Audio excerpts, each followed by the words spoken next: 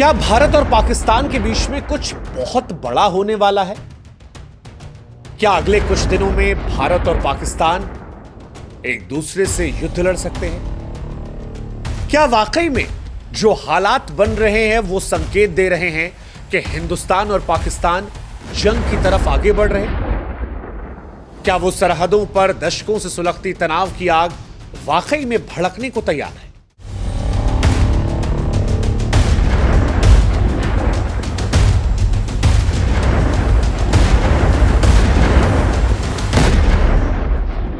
पहलगाम हमले ने भारत को पूरी तरह से झकझोर दिया और उसके बाद जो कदम भारत सरकार ने उठाए वो महज प्रतिक्रिया नहीं लग रहे बल्कि एक बड़े तूफान का संकेत लग रहे हैं। और वहीं से सवाल उठता है कि क्या 1947, 1965, 1971, 1984 और 1999 के बाद भारत और पाकिस्तान फिर युद्ध की कगार पर है? क्या वाकई हिंदुस्तान और पाकिस्तान युद्ध से बस थोड़ी सी दूर हैं? दरअसल ये चर्चाएं इसलिए बढ़ रही हैं क्योंकि भारत की सेना मॉक ड्रिल करने में जुट गई है। सरकार की तरफ से आदेश आ रहे हैं कि स्कूल कॉलेजेस से लेकर अलग अलग जिलों में मॉक ड्रिल की जाए। तारीख तक मुकर्रर कर दी गई। लड़ाकू विमान जो है वो आसमान में गर्जना कर रहे हैं। नौसेना समुद्र में ताकत दिखा रही। बीएसएफ की सीमा पर चौकसी ऐसी है कि मानो चींटी भी पार ना कर पाए।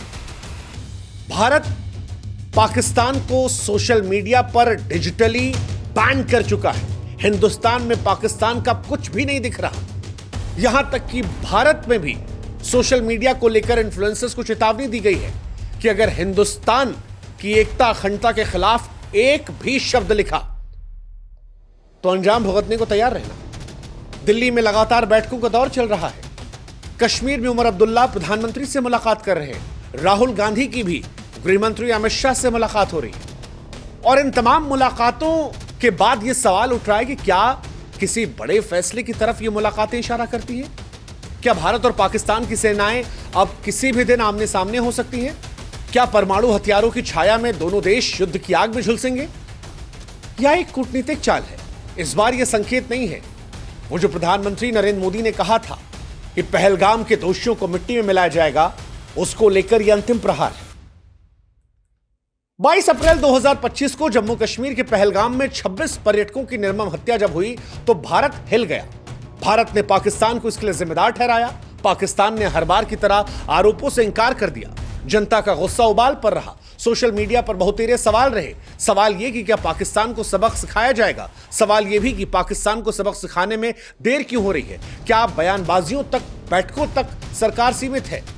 क्योंकि पिछले हमलों में भारत सरकार ने कभी देरी नहीं लगाई। आप याद कीजिए, पिछले हमलों में भारत ने तेजी दिखाई थी। 18 सितंबर साल 2016 को उरी हमले के 10 दिन बाद 28 सितंबर को भारतीय सेना ने पाकिस्तान के अंदर घुसकर सर्जिकल स्ट्राइक की थी। इसमें 38 आतंकी, 2 पाकिस्तानी सैनिक ढेर हुए थे। 14 फरवरी 2019 को भी पुलवामा हमले के 12 दिन बाद भारतीय वायुसेना ने बालाकोट में एयर स्ट्राइक कर आतंकवादी ठिकानों को नस्तनाबूद कर दिया था। लेकिन इस बार 14 दिन बीत चुके हैं। 15वां दिन चल रहा है और कोई भी सैन्य कार्रवाई नहीं। और अब ये तेरी सवाल खड़े कर रही है। सवाल कि क्या भारत किसी बड़े युद्ध की तैयारियां कर रहा है? जानकारों का यह मानना है कि इस बार का इंतजार सर्जिकल या फिर एयर स्ट्राइक से कहीं ज्यादा बड़े एक्शन का संकेत है, क्योंकि पाकिस्तान ने इस बार ऐसा गुनाह किया है जिसकी सजा कोई छोटी कार्रवाई नहीं बल्कि कुछ अभूतपूर्व होगा। सवाल सिर्फ इतना है कि क्या एक्शन होगा, कब होगा? सरकार बार बार कह रही है कि पहलगाम का बदला लिया जाएगा और ऐसा लिया जाएगा कि इस बार पाकिस्तान इसे याद रखेगा। और युद्ध की तैयारियां इस बात के संकेत भी दे रही है। 7 मई 2025 को गृह मंत्रालय ने देश के 244 जिलों में मॉक ड्रिल, सायरन सिस्टम की जांच और ब्लैकआउट रिहर्सल का आदेश दिया है। यह वही तैयारी है जो आखिरी बार साल 1971 के भारत पाकिस्तान युद्ध में देखी गई थी। यह कदम साफ साफ इशारा करता है कि भारत किसी बड़े खतरे के लिए तैयार हो रहा है। गृह मंत्रालय का निर्देश है कि हवाई हमले की चेतावनी के लिए सायरन सिस्टम का परीक्षण किया जाए। नागरिकों, छात्रों को युद्धकालीन सुरक्षा मानकों का प्रशिक्षण दिया जाए। हमले की स्थिति में बचाव के उपायों पर जागरूकता प्रशिक्षण हो। महत्वपूर्ण प्रतिष्ठानों को युद्ध के दौरान सुरक्षित रखने की ट्रेनिंग दी जाए। अगर आप नहीं जानते कि मॉक ड्रिल और ब्लैकआउट एक्सरसाइज क्या होती है तो हम आपको जानकारी के लिए बता दें कि इमरजेंसी सिचुएशन में प्रशासन और नागरिकों की त्वरित प्रतिक्रिया के लिए प्रैक्टिस करवाई जाती है। ब्लैकआउट यानी तय समय के लिए पूरे इलाके की बिजली बंद करना ताकि दुश्मन को निशाना साधने में मुश्किल हो सके। इन तमाम चीजों की तैयारियां। हालांकि भारत सरकार ने पहलगाम हमले के बाद कार्रवाई करना शुरू कर दिया था। 23 अप्रैल 2025 को सिंधु जल संधि निलंबित कर दी गई थी। 1960 में यह ट्रीटी साइन हुई थी। अटारी वाघा बॉर्डर बंद कर दिया गया था। आवाजाही पूरी तरह से बंद है। पाकिस्तान के वीजा को रद्द कर दिया गया था। पाकिस्तानी कारोबार पर रोक लगा दी गई थी। इसके बाद 26 अप्रैल को आतंकी ठिकानों पर छापेमारी होती है। सार्क वीजा सहूलियत को भारत खत्म कर देता है। 28 अप्रैल को पाकिस्तानी नागरिकों को वापस भारत से भेजा जाता है। 29 अप्रैल को मेडिकल वीजा को रद्द किया जाता है और पाकिस्तानी नागरिकों को भारत छोड़ने की अंतिम तारीख दी जाती है। 30 अप्रैल को भारत डिजिटल ब्लॉक करता है, जिसमें पाकिस्तान के तमाम यूट्यूब चैनल्स, पाकिस्तान के तमाम ऐप्स और वेबसाइट्स को ब्लॉक कर दिया जाता है। पाकिस्तान के विमानों को बैन कर दिया जाता है। 1 मई 2025 को पाकिस्तानी उद्यमों के कर्मचारियों की संख्या सीमित कर दी जाती है। 2 तारीख को IMF में लोन समीक्षा की मांग भारत कर देता है। इसके बाद भारत डिजिटल स्ट्राइक फिर करता है। पाकिस्तान आधारित ऑनलाइन पेमेंट गेटवे और वेबसाइट्स पर पूरी तरह से प्रतिबंध लगाया जाता है। 3 मई को भारत पाकिस्तान क्रिकेट और तमाम इवेंट्स के लिए भारत से संपर्क पर पूरी तरह से रोक लगा देता है। भारत के ये संकेत क्या वॉर की धमकी है? हालांकि पाकिस्तान इस बात का एहसास कर रहा है और इसी वजह से पाकिस्तान ने तनाव बढ़ाने के लिए परमाणु धमकी का सहारा लिया। पाकिस्तान के राजदूत मोहम्मद खालिद जमाली ने रूस में कहा कि अगर भारत हमला करेगा तो हम भी परमाणु हथियारों का इस्तेमाल करेंगे। वहां के रेल मंत्री भी कुछ ऐसी ही बयानबाजी कर रहे हैं। पाकिस्तान अपनी तैयारियां भी कर रहा है। मिसाइल परीक्षण उसने किया। फतेह अब्दाली मिसाइलों का परीक्षण हुआ। 2 महीने के लिए गेहूं, आटा, दवाओं का स्टॉक और 1 अरब रुपए का फंड POK भेजा गया। पाकिस्तान में असीम मुनीर LOC पर सैनिकों का मनोबल बढ़ाने का दावा करते हैं। हालांकि उनकी खुद की लोकेशन पर संदेह है, लेकिन सवाल यह है कि क्या पाकिस्तान जो परमाणु शक्ति से लैस है वो भारत को डरा सकता है? पाकिस्तान अगर ऐसा करता है तो पाकिस्तान मूर्खता की पराकाष्ठा करेगा, क्योंकि इसके बाद भारत का जवाब ऐसा होगा कि पाकिस्तान का अस्तित्व नक्शे पर खोजने के लिए इतिहासकारों को मुश्किल हो जाएगी। भारत की नीति हमेशा से नो फर्स्ट यूज की है, लेकिन भारत की क्षमता पूरी है। भारत कंप्लीट डिस्ट्रक्शन पर विश्वास करता है। सवाल यह भी है कि क्या पाकिस्तान भारत से लंबा युद्ध लड़ने की क्षमता रखता है? जवाब इसका हम आंकड़ों से देते हैं। भारत की $3.5 ट्रिलियन की अर्थव्यवस्था पाकिस्तान की $376 अरब की अर्थव्यवस्था से 10 गुना है। इस बात को पाकिस्तान जानता है, समझता है और इसीलिए बचने के लिए कभी चीन तो कभी यूएन का सहारा ले रहा है और भारत को न्यूक्लियर वॉर में उलझाने की धमकी दे रहा है।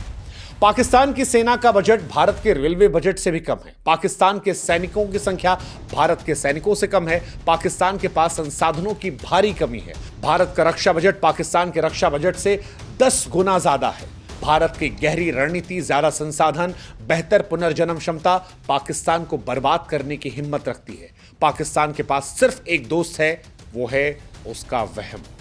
अब सवाल यह है कि अगर भारत पाकिस्तान से जीत सकता है तो फिर भारत हमला क्यों नहीं कर रहा? क्योंकि बहुत सारे लोग हैं जो बार बार सवाल उठा रहे कि सरकार हमला क्यों नहीं कर रही। इसके लिए उन्हें 54 साल पुरानी कहानी को याद करना पड़ेगा। साल 1971 था। पाकिस्तानी सेना ने पूर्वी पाकिस्तान में अत्याचार किया था। हजारों शरणार्थी भारत आ गए थे। इंदिरा गांधी पर तब कार्रवाई का दबाव था। तब तत्कालीन सेनापति सैम मानेकशॉ से तुरंत युद्ध की मांग की थी, लेकिन मानेकशॉ ने इंकार कर दिया था। कहा था कि युद्ध हारने के लिए नहीं, जीतने के लिए लड़ा आता है। सेना और मौसम की अनुकूलता के लिए समय मांगा।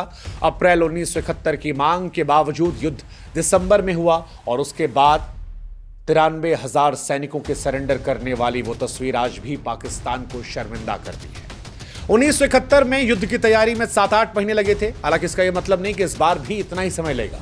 इस बार भी भारत सरकार सेना को तैयारियां करने का वक्त दे रही है और ऐसा लगता है कि सरकार ने सेना को यह स्पष्ट कर दिया है कि कब, कैसे, कितना करना है वो सेना तय करेगी। लेकिन इस बार पाकिस्तान को सबक सिखाना है। सवाल यह भी कि युद्ध हो गया तो क्या होगा? पाकिस्तान के पास, जैसा कि हमने कहा, लंबे युद्ध के लिए पैसा, संसाधन, सैनिक रणनीति नहीं है। कुछ ही हफ्तों में पाकिस्तान बर्बाद हो जाएगा। पहलगाम का घाव हिंदुस्तान के लिए गहरा है और इस बार का जवाब ऐतिहासिक होगा। इस बार सिर्फ बदला नहीं होगा बल्कि संदेश होगा कि भारत अब खामोश नहीं रहेगा। पाकिस्तान की धमकियां, सैन्य तैयारियां उसकी बौखलाहट को दिखाती हैं, लेकिन भारत का धैर्य उसकी ताकत को दर्शाता है।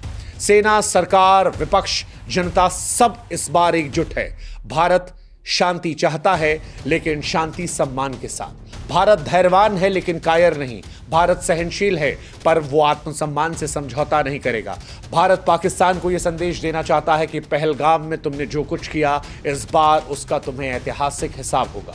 और अगर इसके बाद भी पाकिस्तान किसी भूल का साहस करता है, तो इस बार ना बांग्लादेश बनेगा, ना सियालकोट बचेगा, ना इस्लामाबाद का नाम इतिहास में लिखा जाएगा। इस बार इतिहास नए सिरे से लिखा जाएगा कि 1947 में जन्मा पाकिस्तान 21वीं सदी में अंतहीन हो जाता है। लेकिन सवाल फिर यही कि क्या ये युद्ध की नौबत आएगी? इस सवाल का जवाब भारतीय सेना, भारत सरकार के पास है। सरकार जो कुछ फैसला लेगी, उसमें हमें आपको मजबूती से उनका साथ देना चाहिए। यह मामला पक्ष विपक्ष का नहीं, बल्कि भारत का है।